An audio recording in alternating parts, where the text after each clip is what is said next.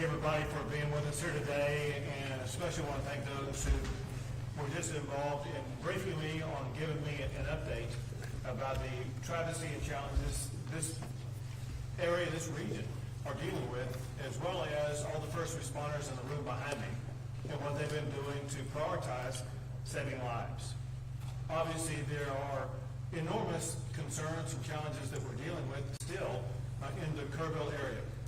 At the same time that we're responding to Kerrville, there have been an abundance of storms in large swaths of the state of Texas that have impacted lives and taken lives and destroyed homes, facilities, buildings, and roads across large regions in central Texas. As a reminder, I have declared 21 counties in my governor disaster declaration. They include Bandera, Bear, Hope, Comal, Concho, Gillespie, Guadalupe, Kendall, Kerr, Kimball, Lanham, Mason, McCullough, Menard, Reeves, San Saba, Tom Green, Travis, and Williams. And that disaster declaration emphasizes the role that the state of Texas is going to play in each of those counties that are going through these enormous challenges. On top of that, I have to tell you new news, and that is because of weather that is going to be taking place today and overnight, and maybe tomorrow. There are additional communities that need to be aware they're going to be facing challenges of their own. They include areas surrounding the communities of Uvalde, Del Rio, and Concan. And the state is already deploying resources in those regions to help them get prepared. We'll be working with local officials in those regions just as we have in these other regions. And in those regions, as well as in Travis and Williamson County, as well as in Kerr County, job number one is always saving lives, protecting lives, and finding those who have lost their lives. And that is a 24/7 operation that we are unrelenting in continuing to. That includes, especially if you look at the areas either in Williamson or Travis County or counties nearby. If you saw the rushing waters over the past 24 hours, you know that there were an extraordinary number of people that had to be rescued. Dozens of people were rescued because of our extraordinary first responder teams, and I want to thank the game wardens who really stepped up and done a great job, National Guard, Texas Department of Public Safety, local firefighters and local first responders, as well as Texas Task Force 1 and Texas Task Force 2 and others who are truly saving lives. Many Texas lives have been in danger. Most of those lives have been rescued by our first responders here in the state of Texas. I have to report the latest numbers of what we see both in the state, and I'll talk about the local counties where we are, as it concerns Texans who were lost, as well as those who are missing. Statewide, there's a total of 131 fatalities to be reported. Breaking that down in current and nearby counties. In Travis County, 9 people have lost their lives. There are 3 missing. In Burnett County, 5 have lost their lives, and there's 1 missing. In Williamson County, there are 3 who lost their lives, and no one is missing at this time. The stories about those who've been swept away is gut-wrenching and heartbreaking, and the kind of thing that spurs us to do even more to make sure that we're going to be searching and finding everybody that we can, as well as spurring the response that both the state and local governments, as well as the federal government, will have to make sure that we fully address the challenges that Texas has faced over the past week or so. In addition to the lives of our fellow Texans, there are homes that have been destroyed, people who don't have a place to stay. The state is working with local officials to address those needs. There's also infrastructure around those people that make living where they are or accessing their home either difficult or impossible. I visited one today. I visited the Big Sandy Creek Bridge and was astonished at what I saw. If you haven't seen it, it's a 2-lane road and has two yellow lines in the middle of it to divide one roadway from the other. We're going in opposite directions. And the center part of the bridge was literally moved about a half a foot in one direction, which shows the power of the water that was pushing through there, but also the reason why the bridge right now is impassable. I want to thank Travis County for stepping up and completing, I think it was overnight, a temporary bridgeway that people can use to now access that area that had been literally an island for several days. But also their commitment to work very aggressively to get that bridge repaired and will be usable on the permanent sense of the matter. We also know that there are other infrastructure challenges such as the RM 1431 at Cow Creek. And I visited with the Texas Department of Transportation, and they'll be talking to you shortly, but listen, they're going to be moving at lightning speed to make sure that that bridge is going to be operational again. They're in the preparation stage right now with regard to removing all the debris so that they will be able to begin the construction progress quickly. They're in the process of accepting bids, and I think, and it'll be announced here shortly, but announcing who is going to be getting those bids in order to begin the construction process and get that done quickly. We know that the people who face challenges because of that bridge closure have those needs that must be met. And Texas is ready to step up and address those needs.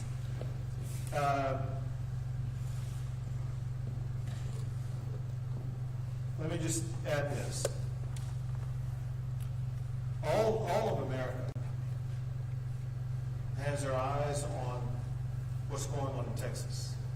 And Americans are praying, caring for, and helping our state so much. It's just unbelievable. But quite literally, half of the states of the United States are providing resources to help Texans either deal with those who are missing, help rebuild, whatever the need is.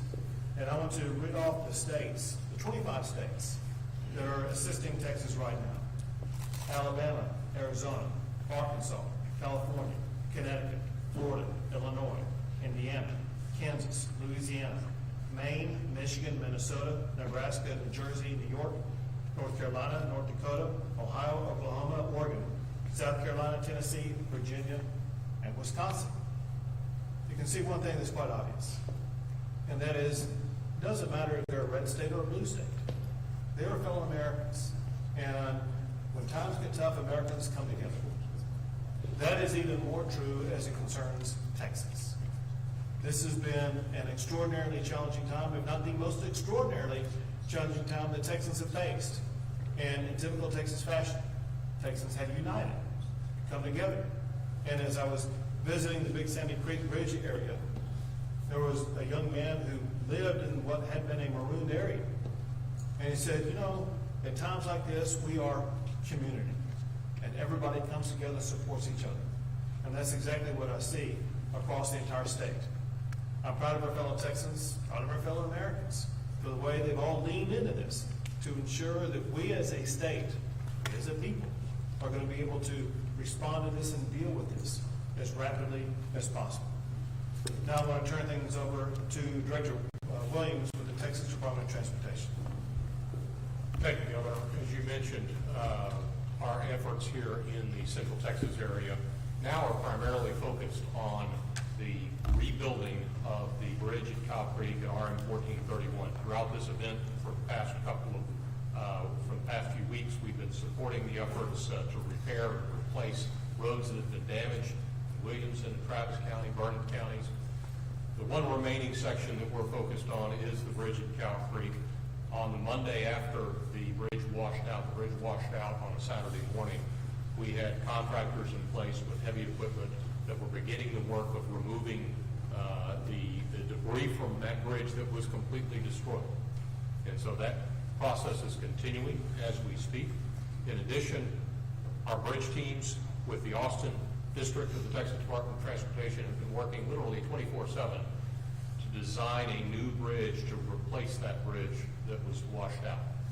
We've also been working with members of the Federal Highway Administration that were on site with us this past Monday as well to review that damage. We've released those bids to contractors now that we have a complete design in hand. We expect to have bids back from those contractors on Wednesday of this week. And then after we award that contract, we will begin the process of transitioning from the debris removal contract that is still out there with a lot of heavy equipment today to the construction work on the new bridge. We're targeting a 60-day construction period for that bridge with some significant incentives to work to reduce the time frame for the replacement of that bridge by at least 20 days if we can. And so we know that that's a very significantly important bridge. It's an important travel corridor between Marble Falls, Lago Vista, and Cedar Park. A lot of people commute back and forth.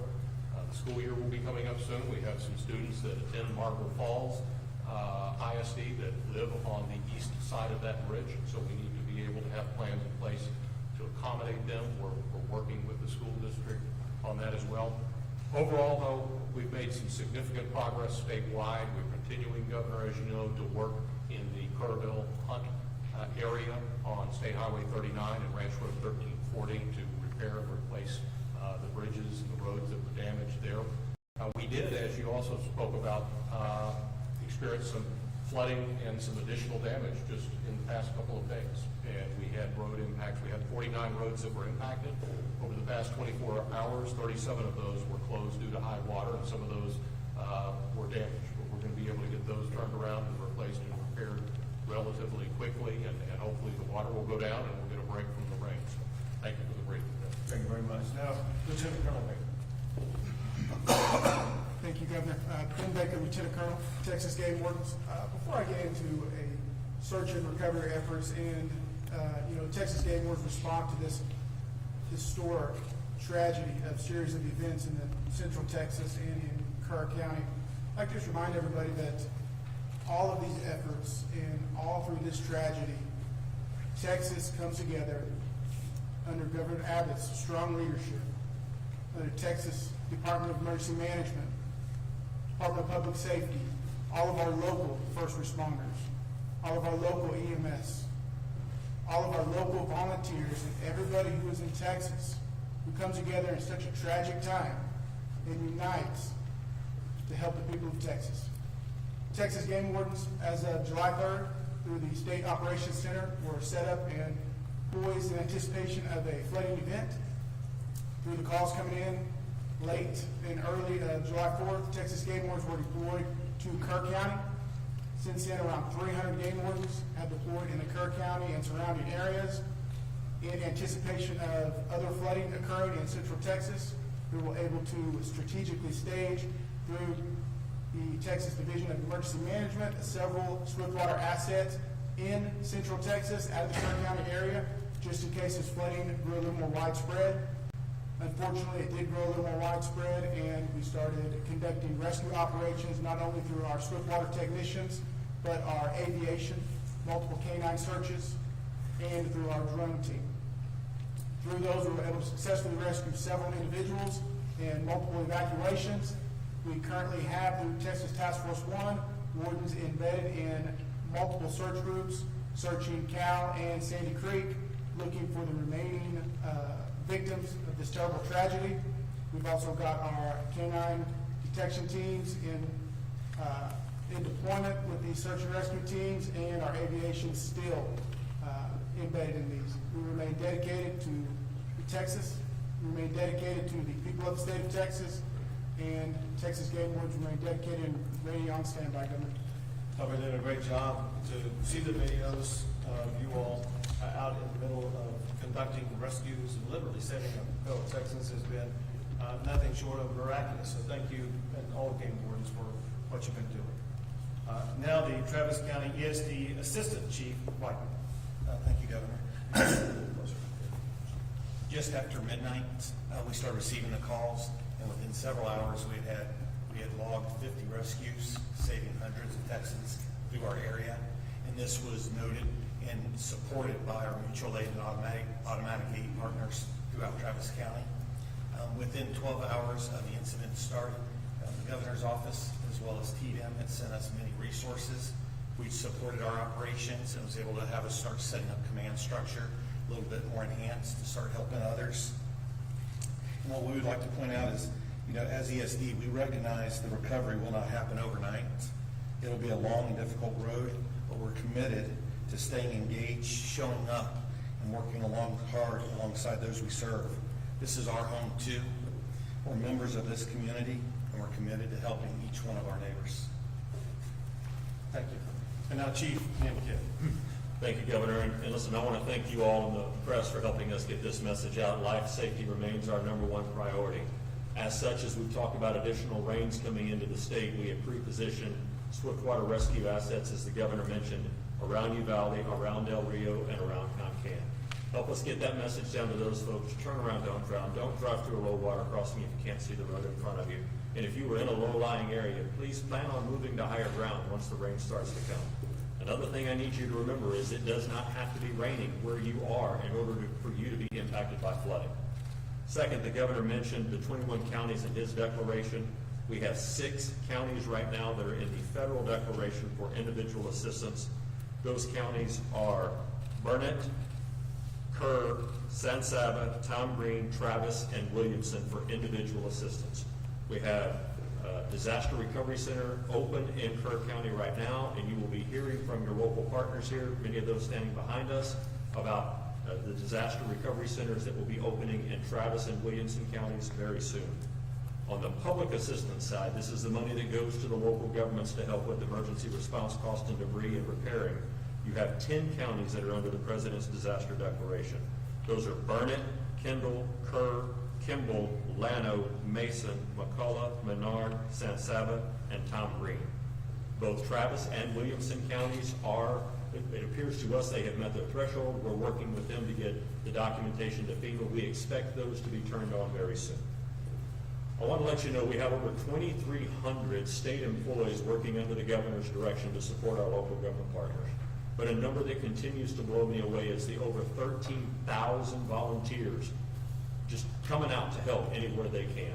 We are grateful for the volunteers, but I need help getting the message to the volunteers also. In each of these communities, we will be establishing volunteer reception centers. The idea is for you volunteers to go to those sites so that we can match up your capabilities and skills with the needs of the community. We also want to be able to communicate with you. Up in Kerr County, on the Guadalupe River, we've had a tactical pause for a day and a half now because of the rain and the waters that are coming down that river. We cannot afford to have people in the water and right next to the water that are not swift water rescue trained and capable of at least saving themselves from being near that water because of the amount of rainfall that we're getting. Please help us communicate with the volunteers. Thank a volunteer that's out there if you see them helping. Do everything you can to make sure they understand the message, and we will continue to work together to support our partners. Finally, Governor, to your point, 25 other states, not counting ours, focused on this. It has been a tremendous response from the nation. Thank you. Thank you. One thing that Chief Kidd mentioned that is worth re-emphasizing, and that is those who lose their life by driving in the water. Those who lost their lives at Camp Mystic those stories have been told a lot. And it's tragic and horrendous. Less told are those who have lost their lives because they chose to drive in the water and got swept away. Power of water sweeping a vehicle away is far more extreme than what most people know. As waters rise over the coming days, could be in the Uvalde area, wherever it may be, people should drive with caution, knowing that you are totally in control of protecting your life and saving your life by not putting it into danger in the first place. We'll take a few questions. Governor, for those that are still missing, could you give us some insight into how long it can take from when the moment a victim is found to when they can be identified, family notified, into how long it might take for the state then to update the number of those missing? Sure. First, I will tell you this, because I did not share this with you earlier. I didn't mention those who were missing in the greater Kerrville area, which is 97 reported as of now.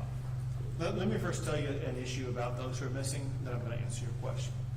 So everybody who is at a camp everybody who was at a hotel and places like that, they've been identified. Those who are missing on this list, most of them, were more difficult to identify because there was no record of them logging in anywhere. And it was through information provided by a friend, a family member, coworker, whatever the case may be, that they haven't been found. Even though we are reporting 97 people missing, there's no certainty that all 97 of those people were swept away by the storm. That point aside, to more specifically answer your question, and that is, the goal obviously is to continue to find those who are alive. For those who have passed away, it's so important to closure for the families that we find them and identify them. Sometimes it does require using DNA testing to identify who they are and identify who their family is, to make sure that we connect appropriately and correctly the family member with the person who lost their lives. And so sometimes that takes a few days to complete that process. Governor, given, understandably so, that Kerr County, the damage that they sustained, they received a lot of attention, especially federal assistance. But what about here in Travis County? They were added late kind of to that declaration.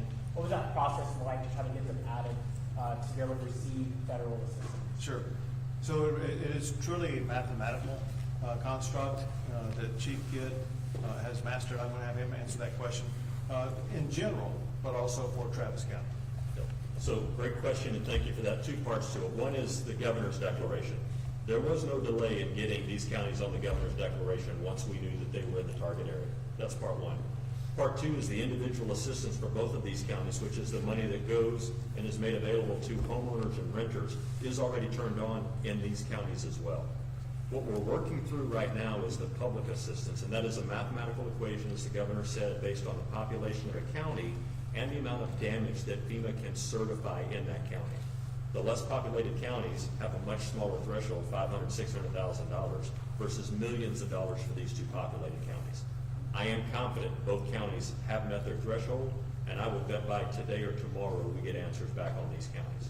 I also want to say that does not delay any of the work that's going on. Waiting for those federal declarations to come in does not slow down rescue, does not slow down search, does not slow down additional law enforcement or additional fire protection or emergency medical services, nor has it been slowing down the debris removal, getting roads and driveways opened up.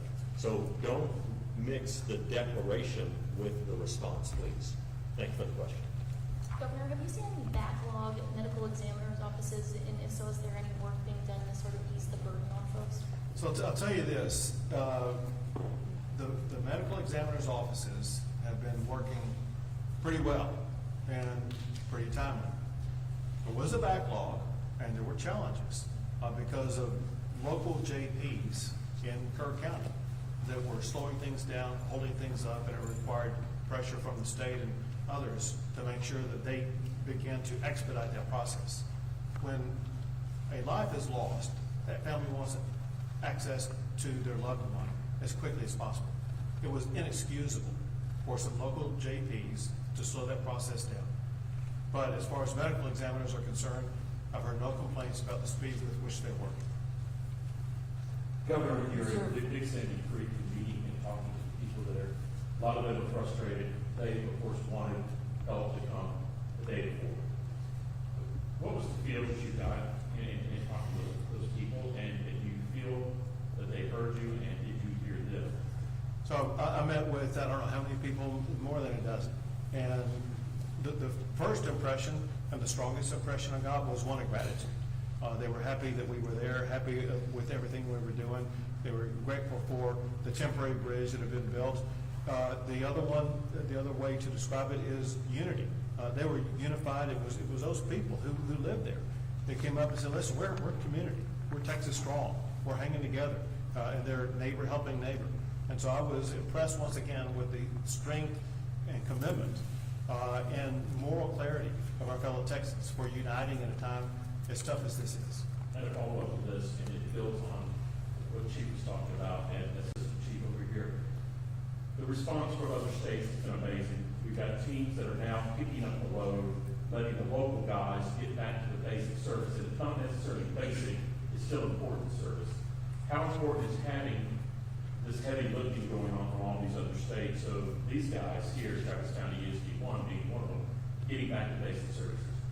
Everything all these other states is doing is extremely important. If I could say that one was more important than another, it would be what they are all doing in search and rescue operations. As Chief Kidd noted, our number one goal is protecting lives and finding lives. When I was at Big Sandy Creek, I met with search and rescue teams from Florida who were there in the water, working all day long to locate anybody they can find. That requires heavy volume. It requires manpower, walking every inch of it could be a creek, a river, whatever the case may be, to ensure that they are scouring every inch of earth in the state of Texas where a body could be found. And is benefited or aided by search dogs. And whenever we've had dog teams that have flown in from other states across the entire country. And so the response that we've been able to provide, especially as it concerns search and rescue operations, has been magnified many times over because of these teams who have stepped in from other states and given us the extra manpower as well as other resources to make sure we're better capable and quicker at taking on that task. Governor, do you have the current number of how many are missing in Kerr County? It was reported earlier that it was around 160 people, and you said that 97 were missing in the greater Kerrville area. Do you have a current number in regards to how many are missing in the county? Yeah, I'm going to give you the number. So the number I read to you was given to me by Chief Nim Kidd, and he was on the phone before we came in here, and I'll let him explain this number. Yep, thank you. So the number that we got from the Texas Department of Public Safety is 97 missing from the Guadalupe River flooding. That does not count the numbers that the governor read to you from the 3 counties that were here earlier. I think that'll put the total statewide at about 101 total, if I have that right. What he means by Guadalupe River, there's most of those are in Kerr County. I think there has been some in Kendall County. Yes. Governor, you serve on President Trump's FEMA Review Council. How has this experience shaped your views on the future of FEMA should it be phased out? So one thing I think most, let's say governors, most state officials, as well as the federal government could agree upon, and that is we needed improvements in FEMA. And it needed to be what I call right size, so that it would be more nimble, quicker in the response, but also understanding that it's the locals who know what is best in responding to a disaster. And local is defined by these local communities, whether it be Leander or Travis County or Williamson County, whatever the case may be. They're the ones on the ground, and they know their communities far better than anybody else, and they know how to respond to their communities. And it's the state and federal government that work to provide them the additional resources they need to accomplish their goal. Here's the point. But by working on the reforms that we will work with FEMA and with the presidential team on, we're going to work to find ways to streamline the process, cut through all the red tape, to ensure that even when we do that, the monetary resources that we are receiving now that are much needed for things like having the emergency first responders or debris removal or search and rescue operations, those will still be funded, but we will have the ability to do it a whole lot faster, a whole lot quicker without waiting around for the federal government. Last question. Governor, with all due respect, I never hear from the flooding, but I did want to ask separately. Over the weekend, Secretary Christine said that she's in talk with 5 GOP-led states to have state detention facilities for immigration purposes. I want to ask if Texas is in conversations will or assist the federal government with immigration detention skyrocketing. So I haven't had a direct conversation with her. I do know that Texas has offered detention facilities. I've signed what's called a 287G law that was passed in the session that requires local jails to work with Homeland Security. Listen, we want to do everything we can to make sure that those who are here legally are allowed to remain legally. Those who are here illegally, they'll be turned over to ICE. Would there be some?